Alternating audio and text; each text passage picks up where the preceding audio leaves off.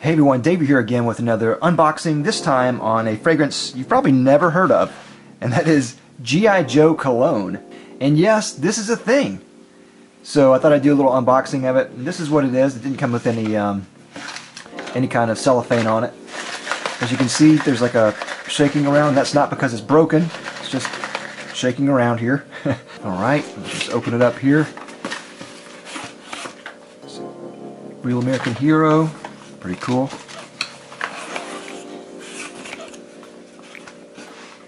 And here it is. Has some dog tags right here. It says Real American Hero. Pretty neat.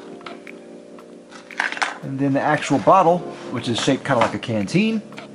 That's pretty cool. Now this doesn't have a sprayer, so it's just a splash.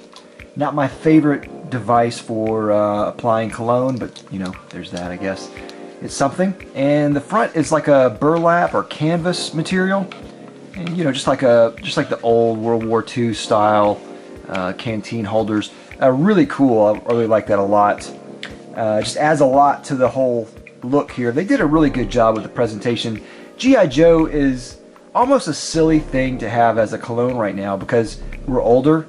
And I think a lot of us when we were younger, a lot of us guys anyway, watched G.I. Joe when we were younger, or if you're in the UK, Action Force.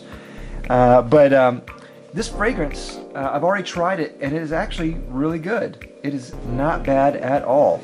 I was expecting kind of like the most generic thing possible, but this is not generic. It's really good, and I'll have more about this to come. Anyway, I just wanted to show you the presentation. I thought it was pretty cool, and we'll have more about this later. Thanks everyone for watching. I'll see you next time. I'm Daver. Bye.